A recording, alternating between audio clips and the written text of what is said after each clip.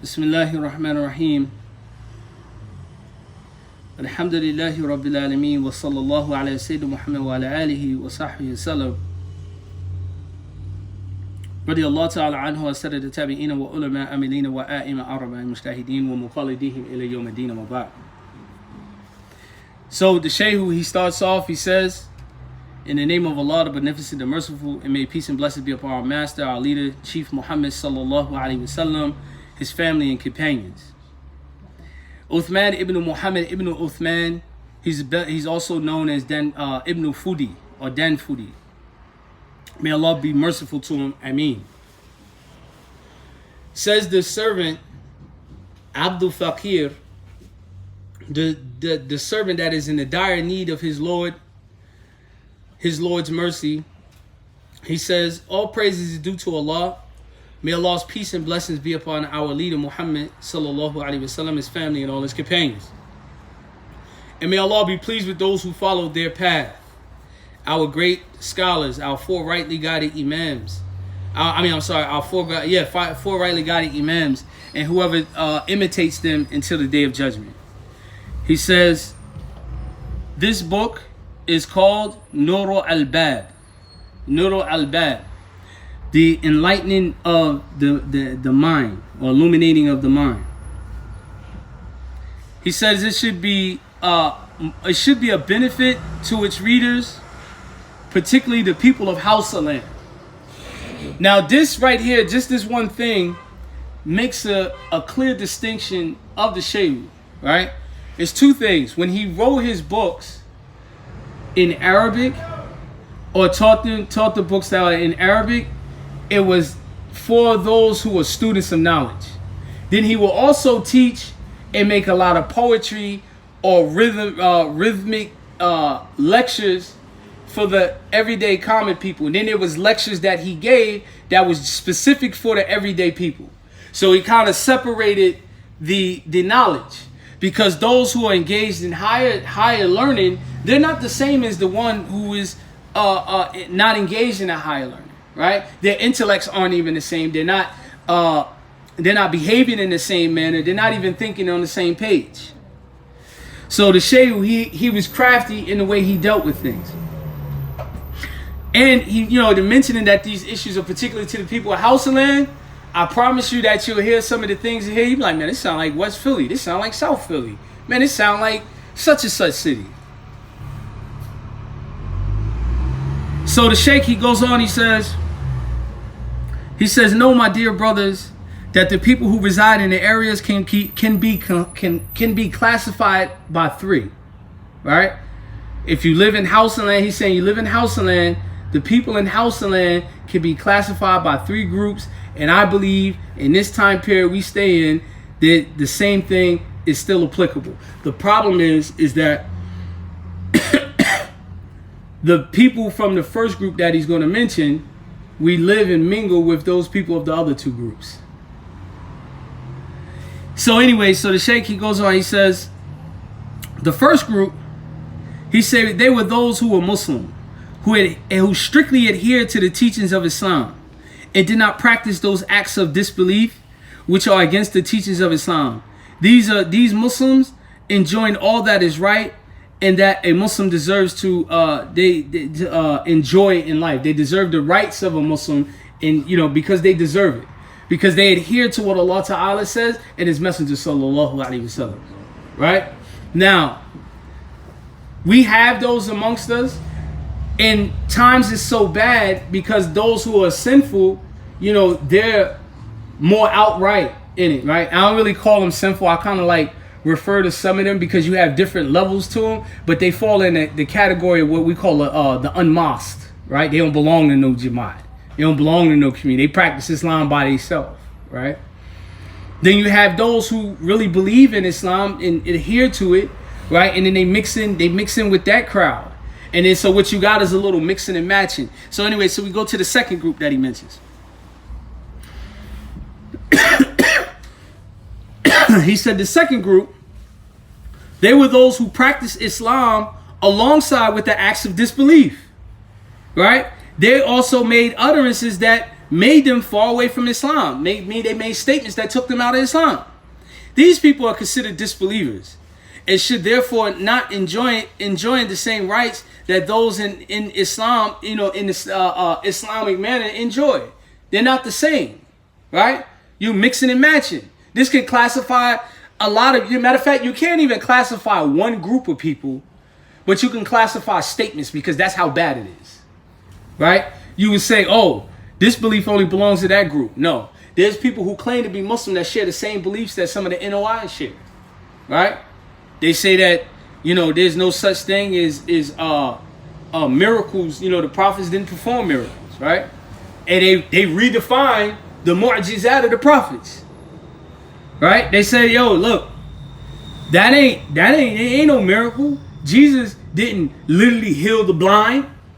What he did was he helped those who couldn't see the truth. He didn't give them no sight. Those blind was blind, right? Some of them even go as far as saying things like, hereafter, man, what you hereafter? You better get what you can get. That's what we hereafter, right? They say these kind of things. Oh, Allah created himself in triple darkness. Triple darkness is a place, a description, all of that in one. They're no different than those who say that Allah is in an uncreated place. He's in this place over here. They share the same ideology. So you have to judge things according to the principles with regards to belief. This is why we're going to constantly review and renew our books of Aqidah, and we stay in the Quran. We stay in the Sunnah of the Prophet sallallahu alaihi wasallam. So that's the second group. You have the third group where the Sheikh, he said they never even smelled the scent of Islam. They never even claimed to be Muslim. This ruling is clearly defined in Islam that they're disbelievers, right? So he says, the signs of those who are confused. So that was the muqaddimah. That was the introduction. So now we're going into the first chapter, and we're going to just go over the first chapter, which is only like 2.5 pages. So the Sheikh, he goes on, he says the chapter of the signs of those who have the confused mind. He said the question to ask is, explain to us the confused minds. How do you know them by their signs? The answer is simple. He said, it is only through the guidance of Allah subhanahu wa ta'ala we can know them. And in short, they are. And he mentions them. I think he names 10 to be exact. Now see, one thing that's important here. To recognize people who is on dalala, it requires some sort of tabasir, some insight that is only from Allah subhanahu wa ta'ala. That is that insight. That same type of insight that Uthman ibn Affan radiallahu ta'ala anhu, when he was the Khalifa, there was a man who came to him, right? He was coming to him. And this man was a person who practiced zina. He was a fornicator. He did fornication, adultery. And Uthman said, how is it that a zani is in the presence of me like this? And that man was like, whoa, how did you even know? Right? He didn't say, you got 4 witnesses, Sheikh. He said, how did you know? See, even the sinful people, you look back in their time, when you read some of the things, those narratives of the Sahaba, and when they were checking people, they were honest people. Today, not only are we sinful, but we also dishonest in our sinfulness. Right? You be like, yo, man, you need to stop drinking. How you know? Mind your business, Akhi. Did you see me drink the bottle, falling over, right? Liquor all on your breath. You didn't see me no liquor, right? But that is our behavior today, right? How you know I smoke weed? We smell you, Akhi. You don't smell nothing, man. Your brother, man, you doing too much. You're holy people, right? That's our behavior now. So the Sheikh, he goes in, he says the first one. Whoever proclaims Islam, but at the same time he worships trees or stones by offering sacrifices in the form of giving out charities or painting them with all sorts of things, this person is considered a disbeliever. Everybody remember, people from Philly, y'all remember a Doom Day? What's the end of the ceremony? What do they do? They put sacrifices in the water. This is kufr. How many Muslims go down there in the name of blackness? Doom Day? A Doom Day. There's many Muslims, they be like, man, this is African. See, you can't be in love. It starts from South Street and it goes all the way down to what's that river down at the end of South Street? Pennsylvania. Yeah, it's a parade, and they call on their African spirits. Matter of fact, there's people that's propagating that now. We need to go back to our ancestors. We need to call on our ancestors, right? You know, they opening up schools and things like that. What's the guy, Umar Johnson, right? I like a lot of the things that he's talking about doing as far as education on the secular tip. But once he started talking about tapping in and dialing into the ancestors, we gonna call in on our spiritual fathers, I'm cool, brother. I'm all right. I ain't got nothing to do with that. I'm free from you, right? So that's why I won't donate $1 to that. Wait a minute, is that stuff related to their New Year or something? No, doing that, I don't know what it's supposed to be. Yoruba. Because it's a language that in Happy New Year means a Doomday or Dulio. It could be. It could be. But I never stepped foot on that. And not even to walk with the crowd and just to see what it looked like. Right? Because I always think about that hadith where the Prophet Aisha asked about, the sincerity of the group. There was two groups, they were going together and it got swallowed up by the earth. And the first one that had the intention to do evil, they went to hell. She asked about the second one. She was like, they didn't even make it there all the way. They got swallowed up too. He said their intention was to join them.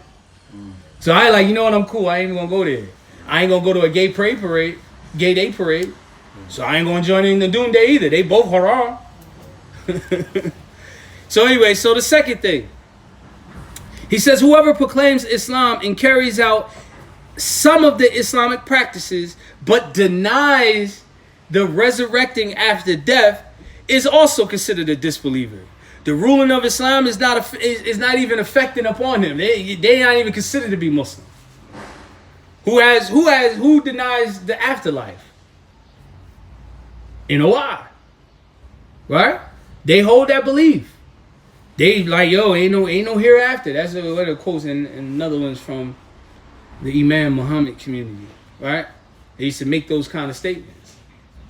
All right? These are statements of disbelief. Why are they statements of disbelief? Because they're mentioned throughout the Quran. It's known by necessity in the Quran. Right? When Fatiha, what's the third ayah? Maliki Yawmiddin. What are we talking about? What is it referring to? The resurrection. Right? It's referring to that day. Allah Ta'ala is the one, Yawmiddin. That day of Deen, that day. It's Allah Subhanahu wa Ta'ala. So the third thing he says is the one who proclaims Islam, but he makes mockery of Islam. You gotta be careful of that stuff. We can't keep caught in a wave. And sometimes that happens to us because we may be conservative with our Islam, but we mingle with other people who claim to be Muslim, but they're making mockery of women who wear niqab. Making references saying that men who wear thobes are wearing dresses. Men who are wearing, who use tasbih, sibha is being Buddhist. Right? These type of things. Making mockery of Islam. Right? We have to be careful of those type of things. This is the third one. This is the third on the list. He says he makes mockery of the adherence to Islam as well. He makes fun of the people who adhere to Islam. Right? He also says those who perform wudu, women who keep away from non-mahram men, right? Because people be having problem with women like that. Oh, you think you too good to be amongst us? Oh, you got on all those clothes, so none of the brother. But underneath all those clothes, y'all all hoes. You can't do those kind of things. A person that can only be considered a person of fornication is when they're fornicating. Outside of that, it's not going to apply to them right at that moment. But while they engaged in the act and you catch them in that act, yo, what are you doing? You're making zina. You're a zani. Right? They get a hard punishment for that particular punishment. Okay, they wear that label. But because there happens to be an epidemic and some Muslims are behind it, all women who wear garbs is hoes now. What they call Muslim thoughts and all these different names that we give them. These broke niggas, broke Muslim niggas. Right? These are the things we do. Our Jamaat shouldn't be part of that problem. No. It shouldn't be part of that. We shouldn't adapt that. We have to be part of that first group in the beginning, the Muqaddimah. We're the ones who adhere to Islam as hard as possible. So much so, make people feel uncomfortable doing sins around you. If you're around people and they don't have no problem drinking, cracking open a cold one in front of you, smoking and blowing their weed in front of you, you're not doing a good job of representing the Prophet sallallahu alaihi wasallam. You're not doing a good job. If a person feels comfortable, a person that backbites, do they feel comfortable backbiting with people who don't backbite? Dude, they go to those who they know gonna get down with them. Hey, Sheikh, listen, let me tell you about this bull. This bull crazy, right? They feel comfortable with that stuff. And they'll continue. They'll be around those kind of people. So the fourth thing, hold up. He says, subhanAllah. He says that the one who makes mockery of Islam, he said these people are atheists. Because if they had any type of consciousness, they wouldn't do it.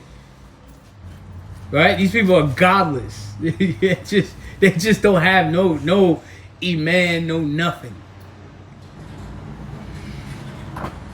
The fourth is the one who proclaims Islam and claims to have knowledge of the unseen through calling the jinn and observing the behaviors and the sounds of birds he's also considered a disbeliever. Right? And you have some of these guys. Matter of fact, if you ever feeling bored, this is just like what they call them, fun facts, Snapple facts. If you're ever bored and you're downtown or in the hospitals and things like that, and you see one of the city metros, right? The free newspaper. Look at the back. You'll find Sheikh Muhammad Ugo Bugo Ismaili, who has the spiritual such and such. You'll get prayers, and they got special names for him. Right in the back, his name be Muhammad Jambalaya Boogly Boo such and such. You be like, yo, you serious? And they be having ads, and they got phone numbers for you to call them. Right? You'll see it. Don't be fooled by the name. Point number 5. Whoever claims Islam and observes the Islamic injunctions but believes in what the sorcerers tell him, and even asks about his future and believes in it, should also be considered a disbeliever. And I'll even extend it to our horoscopes. People really be believing in horoscopes. Cleo, they ain't got Cleo no more. Who's the new one? You used to call Cleo when you wanted to know about your, about your love life, what your future gonna be. You used to be able to call Cleo, right? But now they got all these psychic places, the tarot card readers and things like that that they have. So Muslims don't engage in that, and if one does, you have to take shahada again. The 6th is whoever proclaims Islam, but at the same time they believe in putting cotton on stones or under trees or placing things under the road and meat and believe those things can influence his life, should be considered a disbeliever. Some of the practices, because we're more European influenced, so some of our practices, don't split the pole, right? Don't look in the mirror that's broken. What's some of the other ones? The lucky horseshoe, right? Oh, make sure you rub on this thing at the Apollo. What was that? The tree trunk? Remember the tree trunk of the Apollo? Tree stump. Yeah, they even what was that girl name on the Apollo? Kiki, right? She rubbed the wood. Pause. Right? She like rubbing the wood. Yeah, they get some good luck. Come on, right? These type of things. You have to free Islam is free from any of these things or relying on other than Allah subhanahu wa ta'ala. The 7th is Islam, the person who proclaims Islam, but he gives presents out. He gives presents like clothes and food and other items on the graves or at the graves of the scholars or some of the salihin or the righteous people who are already dead, thinking that that a pledge has been rendered and he's also considered a disbeliever. Right? You don't really find that much here in America, but you'll find that over more so in Muslim countries. Right? They're making sacrifices, to the dead sheikh. Right? Now, just a point of clarity, because you will find this supported by the Prophet ﷺ. If you had a loved one that died, right, you can do khair in their name, not making a sacrifice to them, but to benefit them. right? And this is also part of the benefit of having righteous children, right? Like for instance, if I died, I didn't get a chance to make Hajj, and one of my sons say, yo, you know what? I'm gonna make Hajj, and inshallah I attend the reward to go to my IB, right? Or I died and I owed Abdul Sami $50. My son can clear my debt, because sometimes your debts that you don't clear can hold you up from receiving what you need in Jannah, right? So now, so point number 8, he said, whoever proclaims Islam,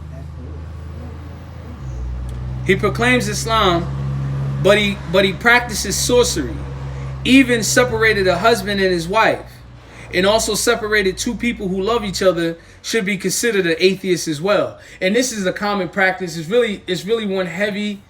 I'm not gonna say they don't practice it up north. They do, but it's a southern thing and a Caribbean thing. They start doing all that juju magic and all that stuff like that. Shaking the chicken's foot, shake it, right? Where they used to do that in Hausa land too. If you read some of the poetry of Nana Asma'u, co-wives used to practice magic on each other, right? And she would blast them in poetry, saying how evil of a practice that was, right? So people would do, they'll do things like that. People here, they act off of envy in a different manner. They just fight each other or they slander each other, right? But you have some people, they do some old magic, shake some chicken bones on you, ha, right? Like Red Fox, what do you say on Harlem Nights? You better not let that girl get a pair of your drawers. She put that juju on you. So anyway, point number 9. Whoever proclaims Islam but accompanies the reading of the Quran with the beating of drums should be considered an atheist, right?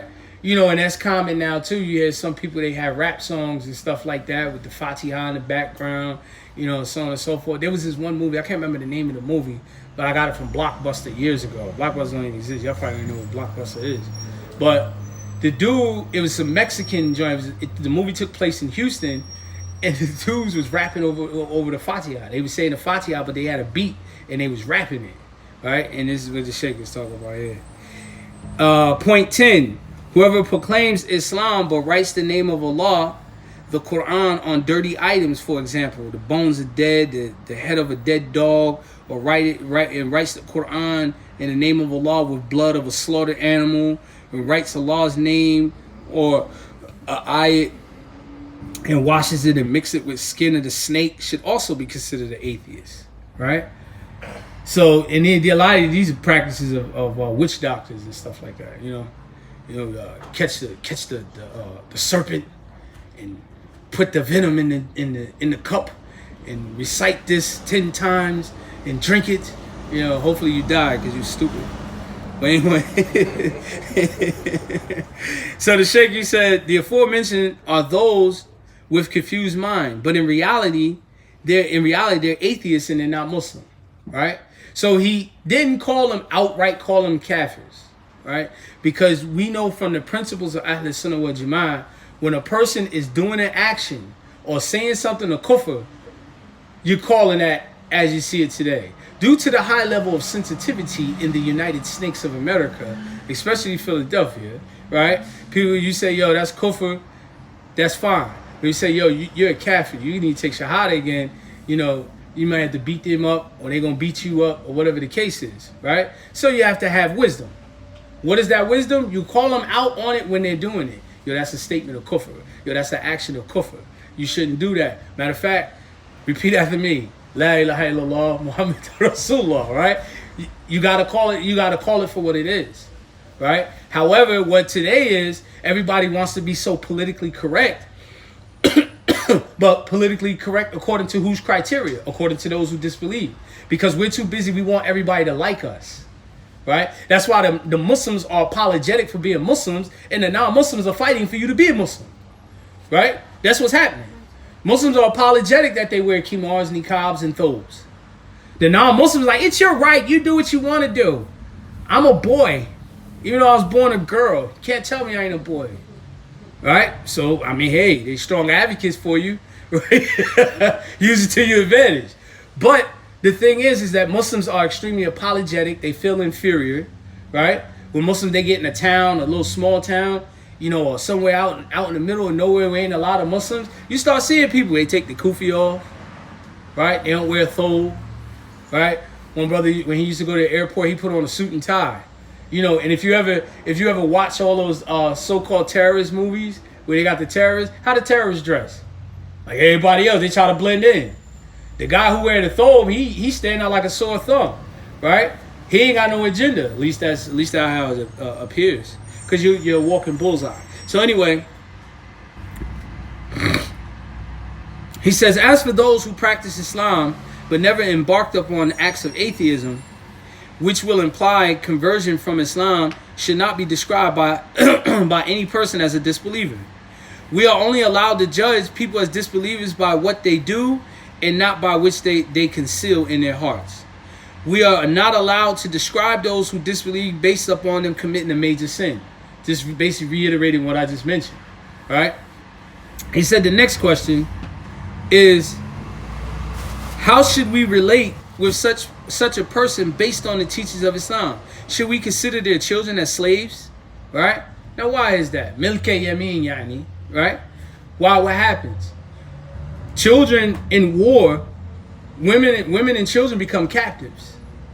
They become the property of the soldiers. Beit al-Mal, basically. If you Muslim, you get freed. As time divvies up, the Amir, he divvies up and he gives. Alhamdulillah, saying may Allah reward you. Here's 2, or 3 women from Brazil. MashaAllah, we killed those Brazilians, right? Okay, here you can take these children here. You have to look after them. But see, the thing is, you're not whipping them. You're not putting them in chains or anything like that. What it is the servitude is that they're being taken care of, right? They're being provided for. You have to treat them equal to how you would treat a Muslim, right? In most cases. There's some things that they don't get, that Muslims get. No.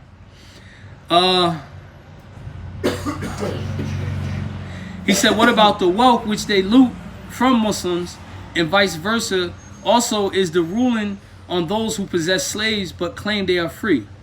Right? He said, I say to those, may Allah Ta'ala give us success. He says, you should know that the disbelievers are classified into 3 groups. The first group of disbelievers is the one who does not belong to Islam. Right? The Jews, the Christians, the Magians, those who inherit non-Islamic religions from their parents. The second group is those who are Muslim but converted from Islam and clearly pronounced it and embraced other than Islam. So they left Islam. They become Christian or something like that, right? The third group is those that fall into the category of Muslims who has the confused mind because they do what Muslims do not embrace, which implies atheism. Based on the teachings of Islam, non-Muslims who are in a state of war, aggressive enemies with Muslims under an Islamic governance, are considered captives, and their wealth that you take from them is considered war booty, right? Spoils of war. And he said, and there's no ikhtilaf on this. There's no disagreement amongst the scholars on this issue. Okay, he said that person who converts to Islam. Ibn al-Qasim, he said regarding Muslim whose wives and slave girls that apostate, yet are in a state of war with the Muslims, are not regarded as captives, right? And if you remember, I cannot remember. I remember his name was Malik. I can't remember his father's name, right? Remember he had gave bay'ah and follow. What was the chick who was claiming to be a prophet? She was around with Musaylima. I forgot her name, but she married Musaylima. Right. And her diary is that she don't have to pray Salat. Now, there was a wife. Now, his wife, his name was Malik. I just can't remember his lineage name. Malik Tamim. Malik Tamim. Yeah, he was from the Tamim tribe. He was from Bani Tamim. Now, this cat, he doubted that Musaylima was a prophet. He actually doubted that she was a prophet. He was more so in the power. He was still a disbeliever, nonetheless. His wife, because what Sahaba was considered, what Sahaba was called Saiful Haq. I mean Saiful Law. Khalid ibn Walid. He was called Saiful Law. And you remember they took this issue back to Abu Bakr Siddiq back in Medina, right?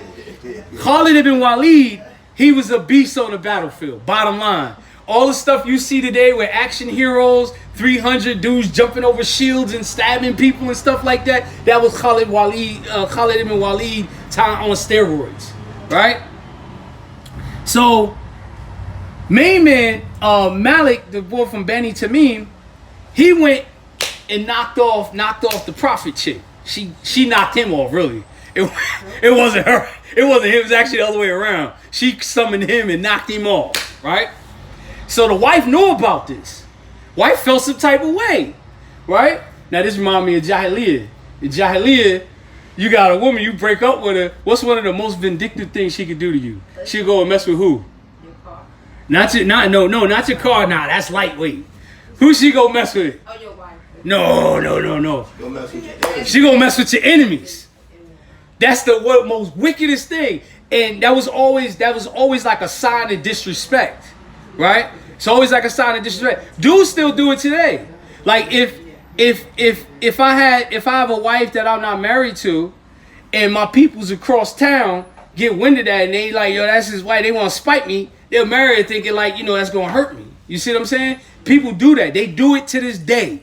And they be like smiling about it, inshallah. They even drive past your neighborhood so you can see her in the car with you, right? You see her in the car with them. They do these kind of things. Well, how she felt? She felt betrayed because she was Muslim, right? And I think they got in an argument about it. He hit her, whatever. And she said, I pray that Allah send Saiful Allah here and he destroy you, right? But wait, that ain't even the kicker. She made dua that Saifullah when he kills her that she become his wife. And guess what? He killed her and she became his wife. And so when the news got back, people were running back, going back to Medina, they went and they said and look, he waited her iddah period and he married her. So, and you know how people be, you would be like, oh man, this brother used to be the sister Wakil. Oh, he later on married her. So, what did he do wrong? Was he trying to marry while she was engaged to another brother? No. He stayed clear. He did his job. So, okay, so she didn't marry nobody else. No. So what happened? He gave up his rights and he married her. Okay, fine. There's no blame with that. Well, people took that to Medina and took that to Abu Bakr Siddiq radiallahu ta'ala, right? And he censored them and asked them the questions. Well, did this happen? Did that happen? Did she wait? Did they wait out the iddah period and so on and so forth? Khalas, right? We have the same type of mentality. It was probably someone who was probably interested in the woman as well. Because guys, they be like, man, I'm gonna get her, boy. I'm gonna knock that boy head off. Right? And that's how dudes do. Right? Is it wrong? I don't necessarily say so. It ain't all the way 100% right. He kind of like marked his territory. Like, if she become free, I got that. Right? But, they took it and made a big issue out of it. So anyway, Ibn Rushd, he said, I consider Ibn al-Qasim's opinion as the correct one because those who apostated from Islam are originally free people. Right? He further said that the generality of the past and the present Muslim scholars go by this view of Ibn Qasim's.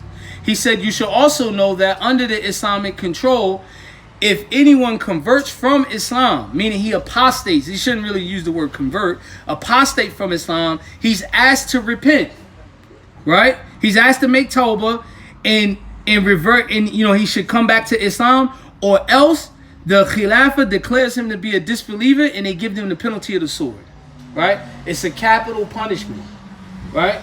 What's a greater crime? All right, in America, hands down, I think one of the things that you'll have the whole country unite against is somebody that will rape a little kid, right? it sends fire through your soul, burns everybody up, right? What's worse, that act or committing shirk? But you ever notice the outrage and the anger that Muslims have when someone in the community marries someone according to the statute law that they consider underage, right? You ever notice the rage that they have? But then you'll find them ever so willing to practice Thanksgiving and Christmas and Easter and everything else.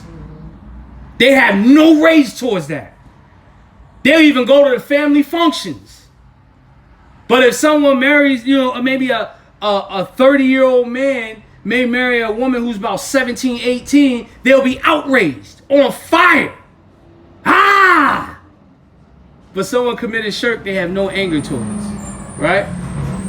I'm not saying one is better. No, actually, I am saying that kufr is worse than rape, and they're both bad. And don't get me wrong, the person is a punishment for a person who rapes, right? As Muslim, but usually the reaction and the behavior of a lot of people with regards to that, we don't think Islam even addresses these kind of things. So then we'll come up with our own ideas on how we should deal with it.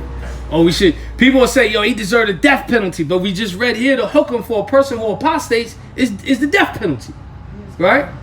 So this is why I'm making that as an example, because this is something that sends people over the edge. People be upset, on fire. But every Christmas come around, we all over there with little Muhammad, little JJ, and everybody else. Some people even dress their children up in Easter suits and send them out with Auntie May on Easter. So, but anyway, he said, you should also know that I mentioned that already. He said, however, with regards to the wealth that of the non-Muslim, the war booty from Muslims, he said, the ruling is that the wealth should be returned.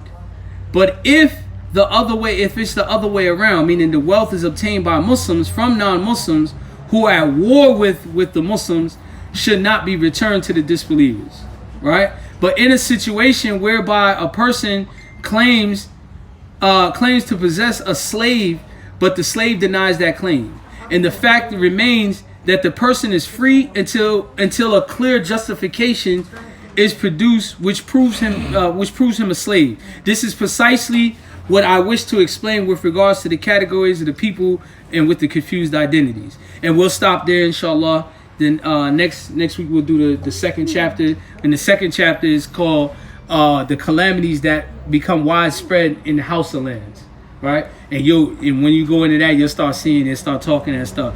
Just I'll give you a little glimpse. He said the calamities that are not only widespread in House Land but globally, right? It don't work. He said amongst the calamities are how some of the scholars neglect their wives, their daughters, and their slaves, and treat them like beasts without teaching them about the proper Islamic beliefs and the rulings of how to perform wudu, prayer, fasting. Such scholars also refuse to enlighten their wives and daughters on issues related to Islamic ruling on buying and selling, on trade, right? He said this is very wrong and can be described as an unlawful innovation, as a bid'ah in Islam, right? And he says they handle them as a container when which they are finally done with it. They throw it away in the dustpan after it has no use. He said this is amazing how they should leave their wives and children and their slaves ignorant and engage in serving others day and night and gaining popularity and teaching them. And this is something that you find very common, right? You'll find very common, you'll have a man that's very knowledgeable. He'll sit there in 2-hour lecture, 3-hour lecture, and his wife and children don't practice no Islam. They're dumb as a box of rocks, Islamically. When they come out, they shame Islam, they shame the community, they shame them all. Alaikum salam wa rahmatullahi wa barakatuh. This is a reality. This is why he said, not only in House Land, but it's globally, and this is something that exists today. If you're knowledgeable, your family should be just as knowledgeable as you are, or at least up and coming on the rise, right? We find today that that's not something that's being practiced. If I was to make comment on it, I'll extend it to those women who seek out to marry men of knowledge and don't take advantage of learning from them, right? That's very common. They got them like as a trophy. You know, they got him as a trophy. You know, this is my husband, the sheikh. He teaches all these hadith. He reads all this Quran. He knows all of this. He knows all of that. Meanwhile, she's coming in the masjid while she's on her mints. Right? Meanwhile, she says that, where does it say that a woman can't fast while she's on her mints? Meanwhile, she has every opinion against everything that Allah Ta'ala says and what the Prophet ﷺ says in any of the Hukm al-Sharia. She gives her own rulings. And those who are under her, they believe that she's saying something correct because why? She's the Imam's wife. Or the Sheikh's wife. Right? Or the Tulab al-Ilm's wife. But when you talk to them, they're ignorant. They're dumb as a box of rocks. They can't give you a ruling. They don't know how long, what is considered a mince. 95% of the women in this city, all right, I'll up it a little bit. 90% of the women in this city don't know what a mince is, don't know what the signs of a mince is, don't know when the menses are. Many of them are on birth control and those things that make their menses irregular, haven't prayed in years, 2-3 years, non-stop. These things, this is out of ignorance. They're responsible. It's far'ain. It's a sin.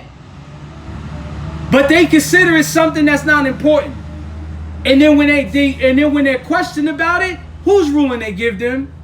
My doctor said I'm on my period for the next 4 years.